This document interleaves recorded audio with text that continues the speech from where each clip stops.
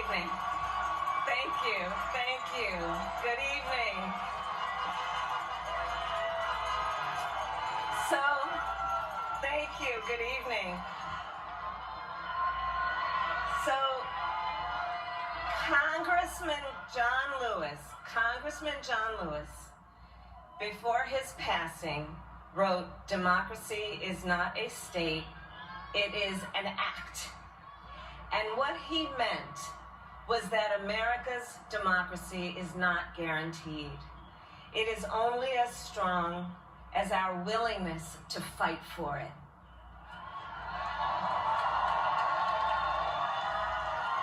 To guard it and never take it for granted.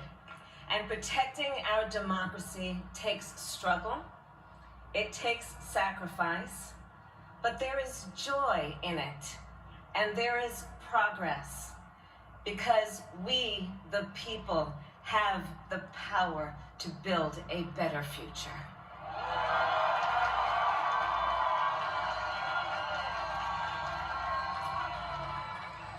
And when our very democracy was on the ballot in this election, with the very soul of America at stake, and the world watching, you ushered in a new day for America.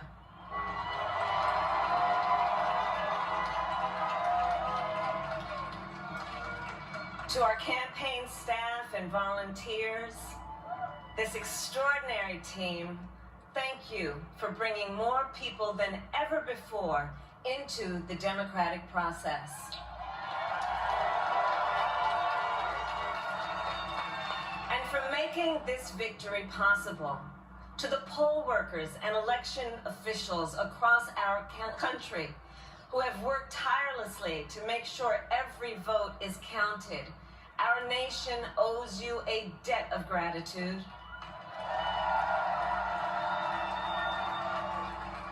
You have protected the integrity of our democracy. And to the American people who make up our beautiful country, thank you for turning out in record numbers to make your voices heard.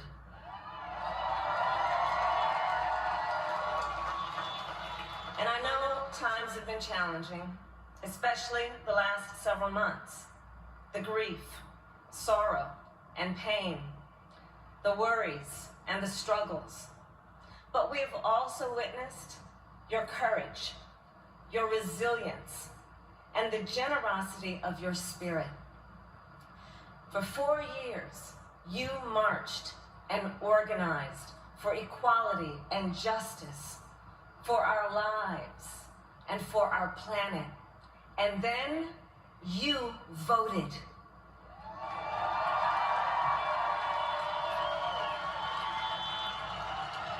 And you delivered a clear message. You chose hope and unity, decency, science, and yes, truth.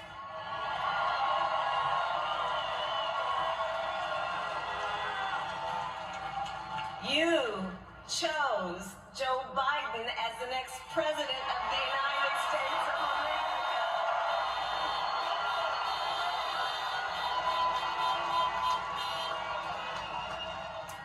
And Joe is a healer, a uniter, a tested and steady hand, a person whose own experience of loss gives him a sense of purpose that will help us as a nation reclaim our own sense of purpose. And a man with a big heart who loves with abandon. It's his love for Jill, who will be an incredible First Lady.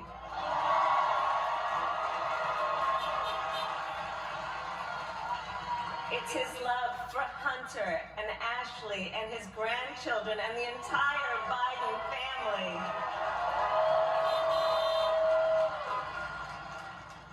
And while I first knew Joe as vice president, I really got to know him as the father who loved Bo, my dear friend who we remember here today.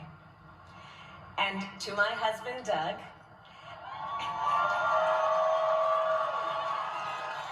and children, Cole and Ella, and my sister Maya, and our whole family. I love you all more than I can ever express.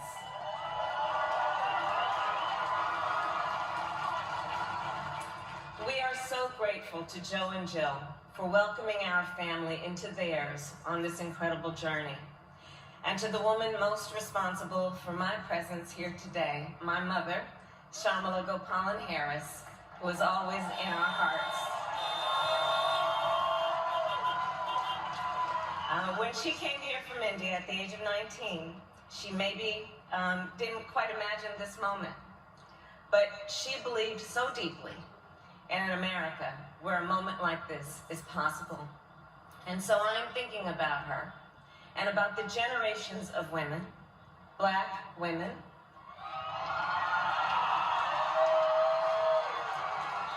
Asian, white, Latina, Native American women, who throughout our nation's history have paved the way for this moment tonight. Women who fought and sacrificed so much for equality and liberty and justice for all, including the Black women who are often, too often, overlooked, but so often prove they are the backbone of our democracy.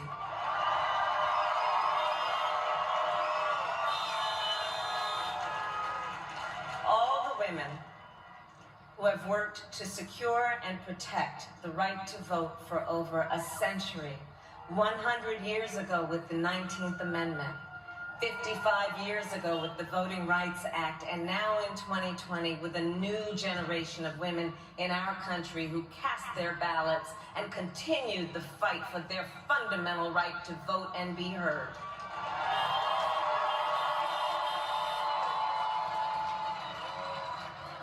Tonight I reflect on their struggle, their determination, and the strength of their vision to see what can be unburdened by what has been.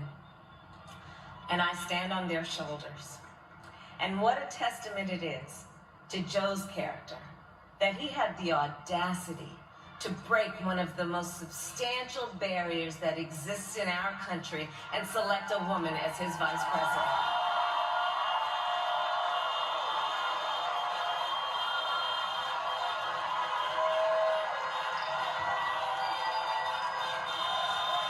But while I may be the first woman in this office, I will not be the last.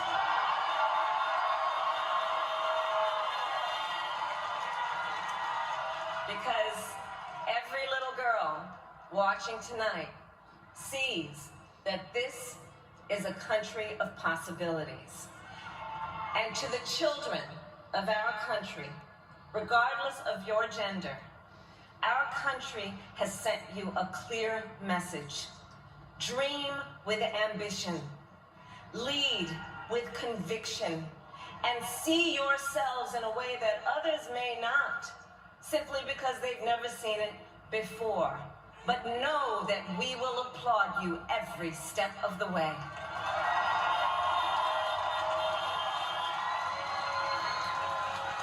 And to the American people, no matter who you voted for, I will strive to be a vice president, like Joe was to President Obama, loyal, honest, and prepared, waking up every day, thinking of you and your family.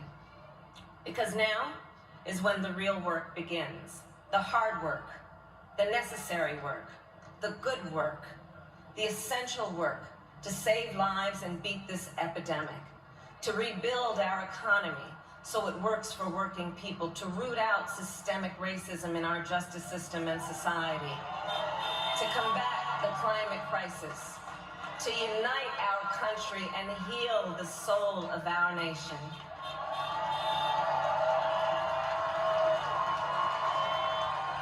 And the road ahead will not be easy, but America is ready. And so are Joe and I.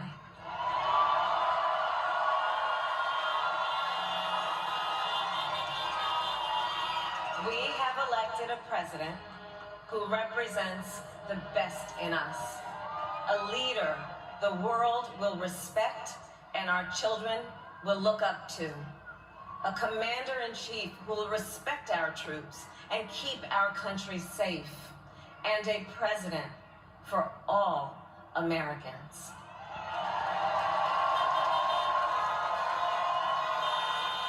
And it is now my great honor to introduce the President-elect of the United States of America, Joe Biden.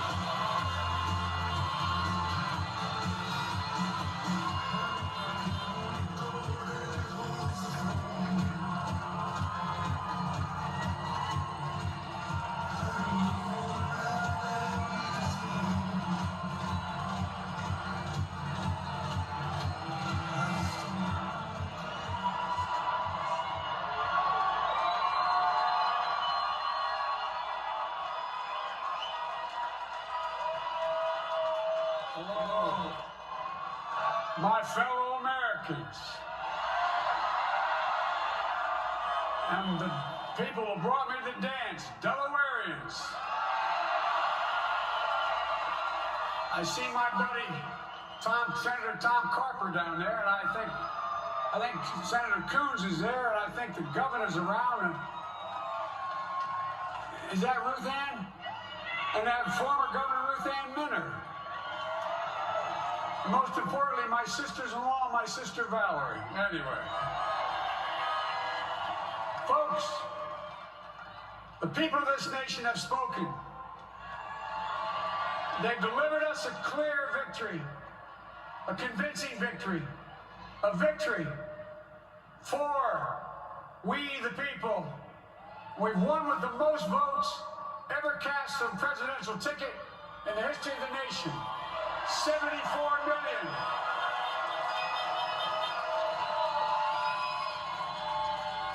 Well, I must admit it surprised me. Tonight, we're seeing all over this nation, all cities and all parts of the country, indeed across the world, an outpouring of joy, of hope, renewed faith in tomorrow, bring a better day.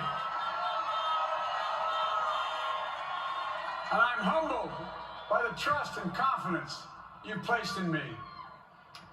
I pledge to be a president who seeks not to divide, but unify. Who doesn't see red states and blue states, only sees the United States. I work with all my heart, with the confidence of the whole people, to win the confidence of all of you. And for that is what America, I believe, is about. It's about people. And that's what our administration will be all about. I sought this office to restore the soul of America, to rebuild the backbone of this nation, the middle class, and to make America respected around the world again. And to unite us here at home. It's the honor of my lifetime that so many millions of Americans have voted for that vision. And now, the work of making that vision is real. It's a task, the task of our time. Folks, as I said many times before, I'm Jill's husband. And I would not be here without her love and tireless support of Jill and my son Hunter and Ashley, my daughter, and all our grandchildren and their spouses and all our family. They're my heart. Jill's a mom, a military mom, an educator. And she has dedicated her life to education. But teaching isn't just what she does, it's who she is. For American educators, this is a great day for you all. one of your own in the White House. And Jill's going to make a great First Lady. I'm so proud of her.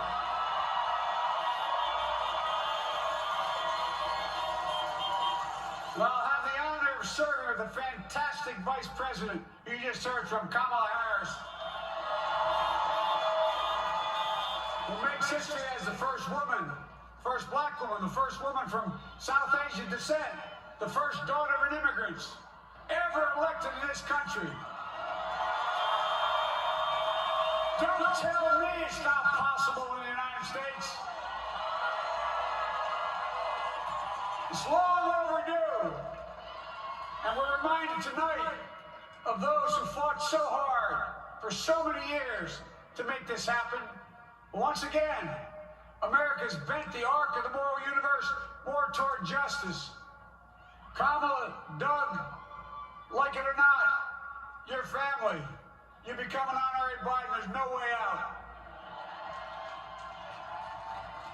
All those of you who volunteered and worked the polls in the middle of this pandemic, local elected officials, you deserve a special thanks from the entire nation. And to my campaign team and all the volunteers, and all who gave so much of themselves to make this moment possible, I owe you. I owe you. I owe you everything. And all those who supported us, I'm proud of the campaign we built and ran. I'm proud of the coalition we put together. The broadest and most diverse coalition in history. Democrats, Republicans, Independents, progressives, moderates, conservatives, young, old, urban, suburban, rural, gay, straight, transgender, white, Latino, Asian, Native American. I mean it, especially those moments, and especially those moments when this campaign was at its lowest ebb. The African-American community stood up again for me. You always have my back, and I'll have yours.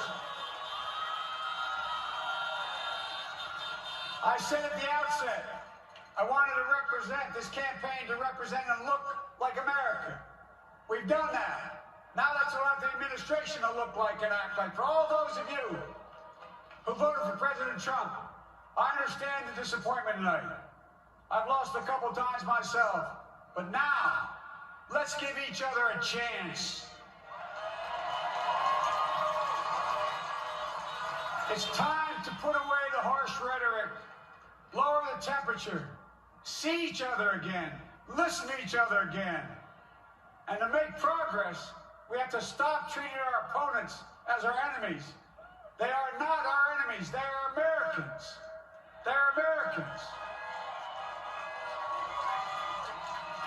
The Bible tells us to everything there is a season, a time to build, a time to reap, and a time to sow, and a time to heal.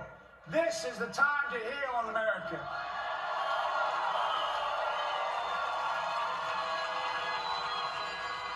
Now this campaign is over.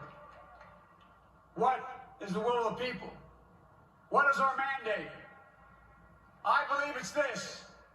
America has called upon us to marshal the forces of decency, the forces of fairness, to marshal the forces of science, and the forces of hope in the great battles of our time.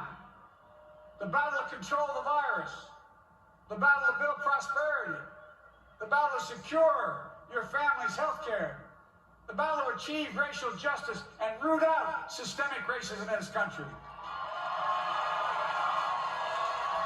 And the battle to save our planet by getting climate under control. The battle to restore decency, defend democracy, and give everybody in this country a fair shot. That's all they're asking for, a fair shot. Folks, our work begins with getting COVID under control. We cannot repair the economy, restore our vitality, or relish life's most precious moments, hugging our grandchildren, our children, our birthdays, weddings, graduations, all the moments that matter most to us until we get it under control. On Monday, I will name a group of leading scientists and experts as transition advisors. to help take the Biden-Harris COVID plan and convert it into an action blueprint that will start on January the 20th, 2021. That plan will be built on bedrock science. It will be constructed out of compassion, empathy, and concern. I will spare no effort, none, or any commitment to turn around this pandemic. Folks, I'm a proud Democrat, but I will govern as an American president. I'll work as hard for those who didn't vote for me as those who did. Let this grim era of demonization in America begin to end here and now.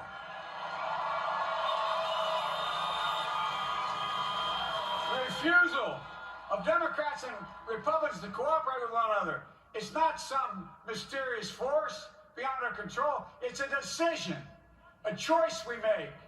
And if we can decide not to cooperate, then we can decide to cooperate. And I believe that this is part of the mandate given to us from the American people. They want us to cooperate in their interest. And that's the choice I'll make.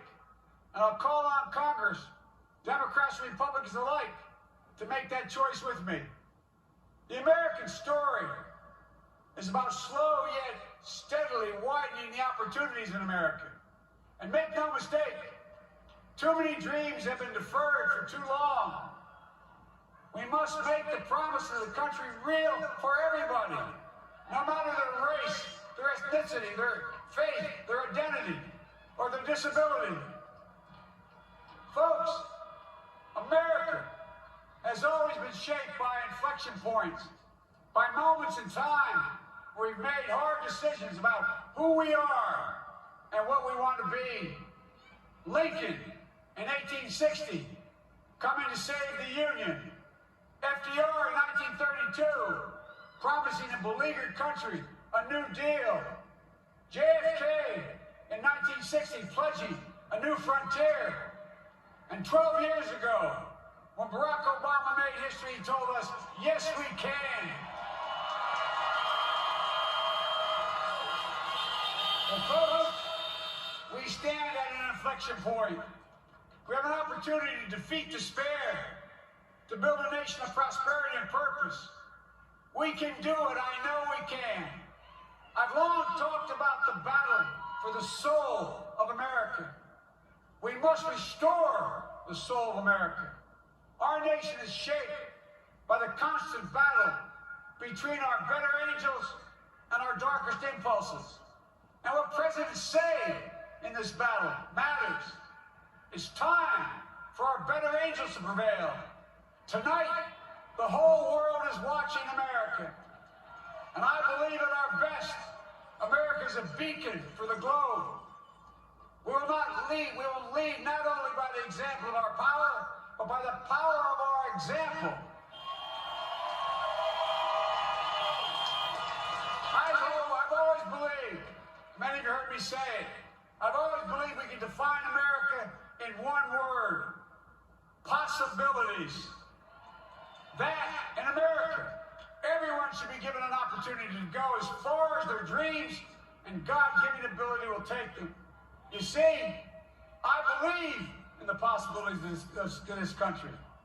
We're always looking ahead to an America that's freer and more just, ahead to an America that creates jobs with dignity and respect, ahead to an America that cures diseases like cancer and Alzheimer's, ahead to an America that never leaves anyone behind, ahead of an America that never gives up, never gives in. This is a great nation. It's always been a bad bet to bet against America. We're good people. This is the United States of America. And there's never been anything we've been not able to do when we've done it together. Folks, in the last days of the campaign, I began thinking about a hymn that means a lot to me and my family, particularly my deceased son, Bo. It captures the faith that sustains me, and which I believe sustains America. And I hope it can provide some comfort and solace to 230,000 Americans who've lost a loved one to this terrible virus this year. My heart goes out to each and every one of you. Hopefully this hymn gives you solace as well. It goes like this. And he will raise you up on eagle's wings, bear you on the breath of dawn, and make you to shine like the sun, and hold you in the palm of his hand. And now together, on eagle's wings, we embark on the work that God and history have called upon us to do, with full hearts and steady hands, with faith in America and in each other, with love of country, a thirst for justice. Let us be the nation that we know we can be, a nation united, a nation strengthened, a nation healed. The United States of America, ladies and gentlemen, there's never been anything we've tried we've not been able to do. So remember, as our grandpapa used to say when I walked out of his home when I was a kid up in Scranton, he said, "Joey, keep the faith." And our grandmother, when she was alive, she yelled, "No, Joey, spread it. Spread the faith. God love you all. May God bless America, and may God protect our troops."